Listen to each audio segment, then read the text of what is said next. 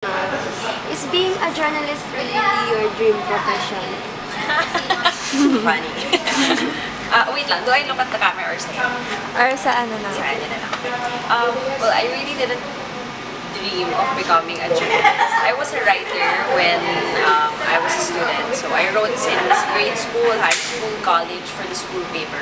Then after that, I was sports side reporter for sports. And then I was writing also for the website of GMA, for the sports section also. So, journalist, well, I didn't really set out to be a reporter. I didn't want to be a reporter. But if I had to choose between doing the news like I'm doing now or like doing documentaries parang sila Cara David, that's really what I want to do. So now in GMA, parang we get the chance to do both. So we did news and then Brigada. So parang medyo aksidente siya. Next question po, what or who are your inspirations in the field of journalism? Actually, locally, I really like one of our pillars, si Miss Jessica Soho. I like Mom Jess because it doesn't matter who she talks to, she really talks with confidence and she asks the hard questions. So aside from Mom Jess, I also like si Tita Winnie Monson, si Prof Winnie. So because if you talk to Tita Winnie, she's scary. Like when she interviews, she really commands respect. But then, since I said nga, I really want to do documentaries, mas gusto ko yung medyo public affairs, ganyan. So, sa paggawa naman ng mga documentaries, my idol is Cara David. She was my mentor when I first started as a reporter. I tagged along with her during her coverage, so I saw how she works and I really like the way she writes. Because like me, she started out as a writer. She has been writing long before she was reporting. So pareho kami na talagang ang premium ng pagre-report is base sa kung paano sinusulat yung storya. And you see what Cara does in her documentaries. She climbs mountains, goes down pits. Kaya siya talaga idol ko kung sa documentaries. Thank you. If you were to choose between sports and field journalism, what would you prefer? No! Pwede mo field journalist pero sa sports yung dito. No, I really like, my heart is really in sports. So now what I do GMA, kasi I'm really a sports reporter technically for GMA, but then not every day you get sports coverage. So sometimes napupunta ka rin sa iba-ibang coverage. Like for example, ngayon I'm doing the graveyard shift, so I'm Manila Police District dapat. Pero since may breaking news with Mark Anthony Fernandez, so I get thrown to Angeles, Pampanga. So I've been covering Mark Anthony for 3 days now. I think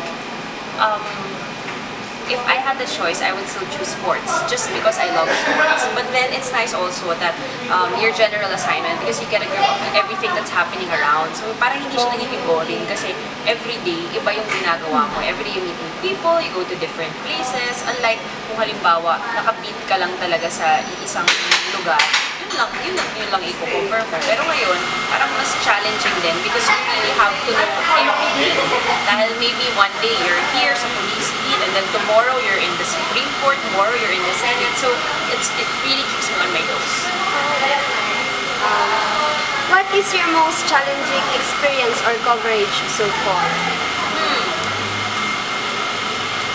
Siguro physically and mentally, I would say the last Pacquiao fight, his retirement fight with Bradley. That was last April. It was very, very exhausting. Very na-exhausting pa, no? Kasi I was, the coverage is in the US.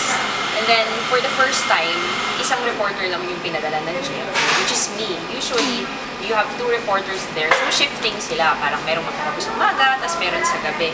But then, since it was election period also, campaign period, so a lot of the reporters were doing other things. So, ako lang yung pinadala nila. So, for 2 weeks, ako yung nagbabantay kay Manny Pacquiao. Eh, if you think about it, his training starts mga 5 AM. And then, he does things throughout the day. Minsan, matatapos kagabi na. Tapos yung newscast, syempre nasa US ka, so baliktad yung newscast ng Pilipinas. So, the time na dapat tutulog na si Manny, yun naman yung buhay yung mga tao rito, yun yung gising sila dito. So, umaga ron, mga 1 AM, yan na, magla-live na ako for 24 oras, magla-live ka for SONA, mga 5 or 6 AM. So, for 2 weeks, parang yung tulog ko lang is parang 2 hours a day. Tapos nagtatrabaho ko the whole day. So parang ako, wait lang, ganyan. And it's not just that, but also it's mentally tasking because when you're out of the country on a coverage, syempre may pressure. So, lahat ng newscast, sinusulatan mo ng iba-ibang script, pati sa radio, nagre-report ka, pati sa web, minsan nangihingi sa'yo, kaya talagang kailangan mo mag-multitask. At saka syempre English doon. So parang, yung utak mo minsan naghahalo-halo na, parang English, Tagalog, ganyan. So I guess it was a test of, resiliency talaga, that coverage. Pero it's Pacquiao, so yung, parang yun yung, consolation dahil gusto ko naman yung pinakover ko.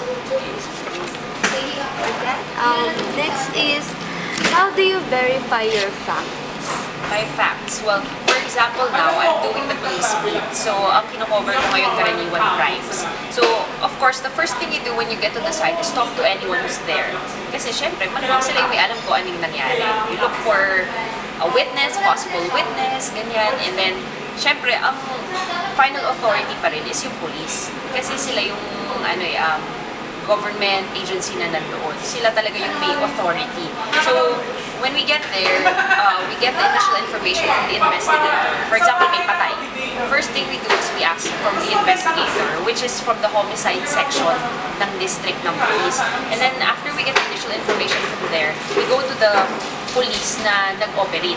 So, halimbawa, Station 1 ang nag-operate. So, we ask people from Station 1 kung ano po ba yung nangyari. We get the details from them, kung sino ba itong victim na ito, ganyan. And then, from there, syempre, kunwari, may victim ka, tapos merong pamilya doon, kakausapin mo yung pamilya. And then, we look for witnesses. Basically, it's interviewing a host of different people and then corroborating the story as one. Kasi, minsan dyan, merong mga stories na hindi bang tugma-tugma eh. So, parang ang trabaho ng reporter is, parang, alam mo yung kilt na parang quilt pala na iba-ibang stories and then you patch them together. Para may one coherent storyline lang siya. Kasi, syempre ngayon, alam naman natin yung mga nanlaban, yung iba sabihin, hindi rin taga nanlaban yan, tulog yan, ganyan. So, yung trabaho ng reporter is parang gawan mo ng isang coherent story na mag-match yung mga pinagsasabi nila lahat. So, kung verifying the facts, yun yung ginagawa namin. Kasi on the field, you don't have a lot of time. We only get so many minutes, siguro mga maximum of few hours with the scene. Kaya kailangan mo muna lahat from there.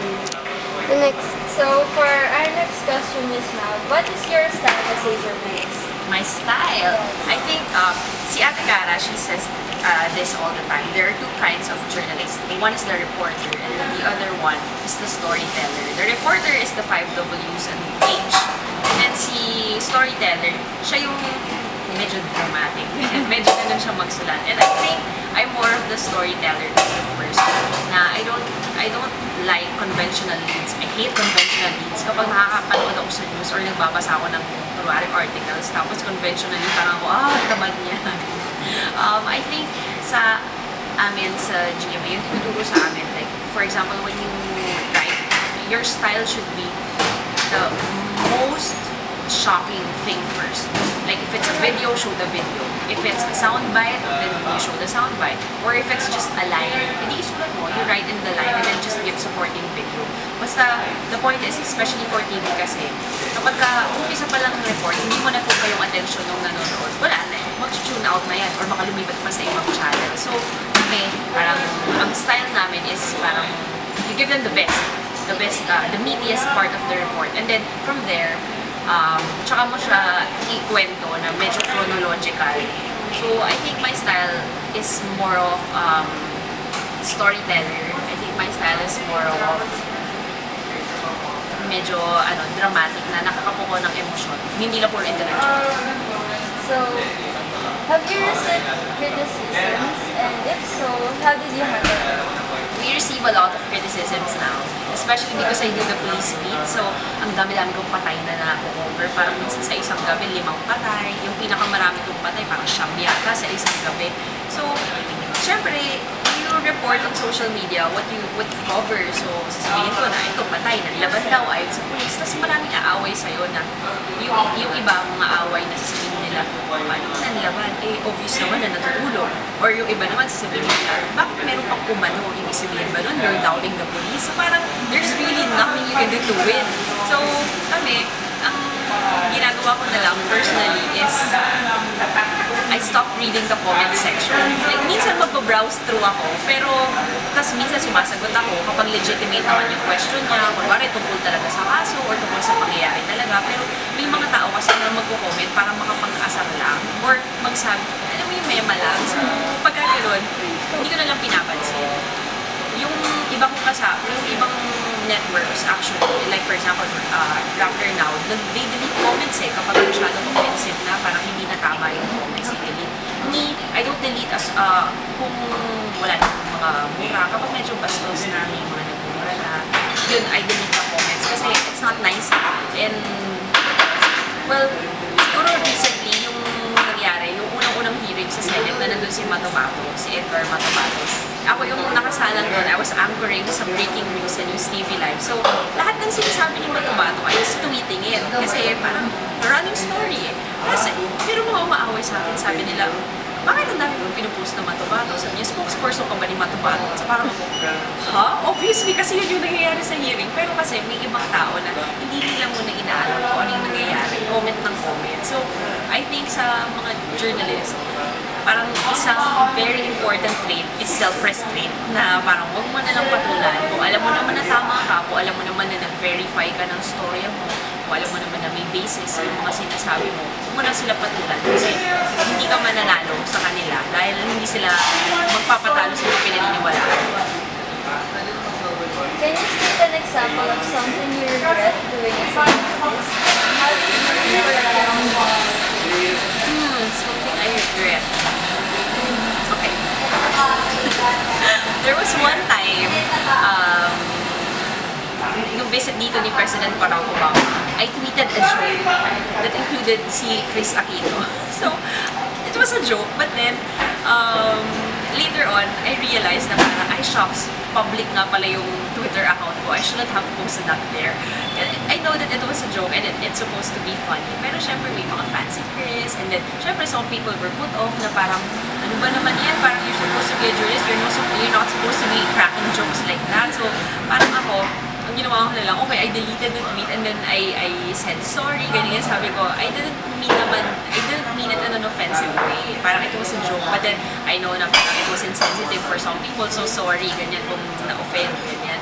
Tapos, syempre may mga tao, bilang sa social media, kung mag-screen cap, so dami na nag-screen cap, sumala na siya, parang ako, you know what, hindi ako magbabasa ng comment section. Mga dalawang, ng mentions ko sa Twitter. Siguro mga dalawang araw ako hindi nagbasa ng mentions. Kasi ang dami-dami na maaway. So, after nun, syempre, parang nag-apologize ka naman na, and then, parang na-realize mo na yung mali mo, hindi ko naman na siya inulit. Pero yun, I think, kasi mga tao, minsan, ang tagal din makalimot. So, hayaan mo na lang sila kasi nilipas din naman yung galit nila. Basta alam mo na nag-apologize ka na, you corrected what you did wrong. Okay, So, for our last two questions po, what do you think is the future of journalism in the Philippines? I think journalism is gearing more towards social media because a lot of young people now, they don't really read the newspapers. A lot of young people, mga estudyante, they don't have time to watch TV.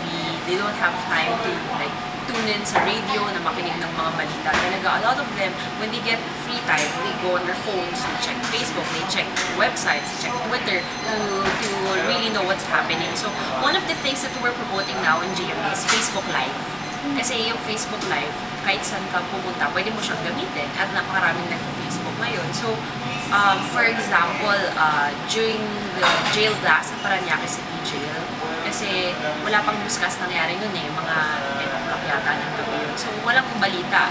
ABS or GMA or kahit anong networks, walang balita ng ganong oras. So, ginawa ko, nag-Facebook Live ako doon. So, lahat ng mga tao, nalaman nila yung nangyayari doon, even before umere sa newscast. So, parang it's really just a way of giving people a tidbit of what's happening, of what they can expect in the news later on. So, I guess, habang paiksi ng paiksi ang attention span ng mga tao at habang pakunti na pakunti ang time din ng mga tao at parami na parami gumagamit ng cellphones and other gadgets, I think it's veering more towards social media talaga. For our last question, what can you advise to aspiring student journalists? What can you advise to us, Miss Mel? At sa harap na doon lang kaharap or sa iba sa camera na. Okay.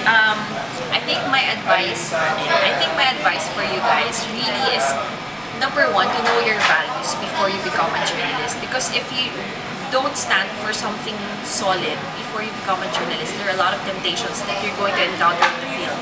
Hindi na kaila sa atin na meron talaga mga tao na itataga i-bribe, bibigyan ng pera, or parang i-intimidate ka for you to write a story a certain way. But if you know your values, you're going to stick by it kahit tutuka ka pa ng baril dyan. So magkakaroon ka ng paninindigan talaga. And yun nga ang thrust talaga ng journalism is accuracy, fairness, you have to be true to your sources, you have to be true to the story. You really try to delve deeper than what's given to you. And another thing that I think is important is that you build your confidence. Kasi lalo kung sa TV or sa radio ka nagre-report na nakikita ka ng mga tao or naririnig nila yung boses mo, it doesn't matter if what you're saying is true. If you don't look or you don't sound credible, they're not going to believe you. So, especially if you want to be a TV reporter, like you want to be seen on TV also, you have to learn how to speak in public, speak in Filipino, sa GMA, or actually speak in English also. And yung importante is that just be confident, and then at the end of the day, ito, turo din to sa akin. Kung may comments sa inyo, huwag niyo papansinin kasi it will be your downfall. If it's positive comment, baka lumaki yung ulo mo, hindi ka na mag-improve. If it's negative comment, baka naman ma-discourage ka, hindi mo na ituloy yung gagawin mo. So ikaw, you get comments only from your mentors or from your colleagues. Huwag yung mga nanonood lang na yung mga nasa social media lang na wala lang masabi. Kasi yung mentors mo, yung colleagues mo, sila talaga yung they're looking out for you. They're really the ones who are going to help you hone your talents and your skills.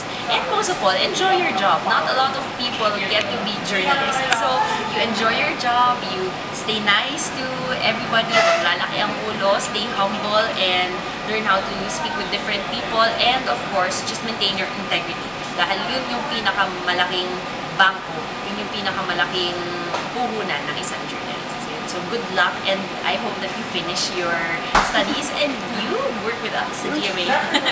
We're looking forward to that, Miss Mel. Thank you so much po. Oh my God. Okay lang ba? Hindi ba ako, sorry, mabilis ba ako mag-say?